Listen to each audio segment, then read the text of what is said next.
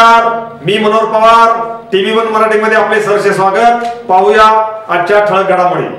सांगली लोकसभा निवडणूक चुरशीने होणार असल्याने राजकीय वातावरण तापले। जत तालुक्यात सर्वच राजकीय पक्षांच्या बैठका सुरू। कोण कोणत्या क्रमांकावर येणार यावर जोरदार चर्चा। सांगली लोकसभा निवडणुकीचा फेवर हळूहळू वाढू लागला असून जत तालुक्यातील प्रत्येक गावात खासदार संजय काका पाटील, स्वाभिमानी शेतकरी संघटनेचे विशाल पाटील, बहुजन वंचित आघाडीचे गोपीचंद पडळकर यांचे कार्यकर्ते आता गावोगावी प्रचाराला सुरुवात केली असून जत तालुक्यातील अमृतवाडी, बसरगी आदी गावात आमदार विलासराव जगताप यांनी संजय काका पाटील यांच्यासाठी या गावातून दौरा करीत कार्यकर्त्यांच्या भेटी घेतल्या। स्वाभिमानी शेतकरी संघटनेचे विशाल पाटील यांनी जत येथील सोनाई मंगल कार्यालयात काँग्रेस पक्षाच्या प्रमुख पदाधिकाऱ्यांचा मेळावा घेऊन मदतीचे आवाहन केले। तर बहुजन वंचित आघाडीचे उमेदवार गोपीचंद पडळकर यांच्यासाठी समाज कल्याण सभापती ब्रह्मनाथ पडळकर, अशोक बन्नेनावर यांनी अनेक गावात जाऊन वातावरण तापविले आहे। तालुक्यातील वातावरण आता हळूहळू चुरशीचे होत असून वातावरण तापू लागले आहे। निवडणुकीत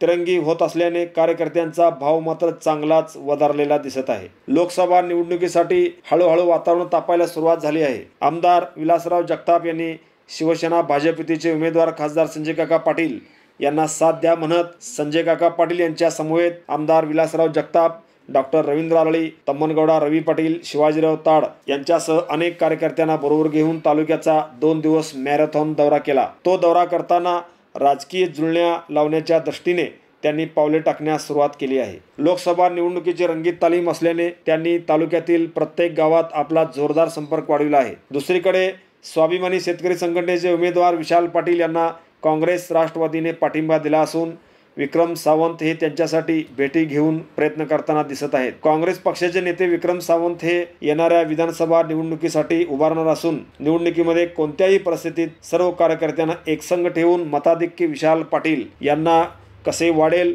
यासाठी त्यांचा प्रयत्न सुरू आहे। तर बहुजन वंचित आघाडीचे गोपीचंद पडळकर यांना तालुक्यातील युवकांची मोठ्या प्रमाणात साथ दिसते।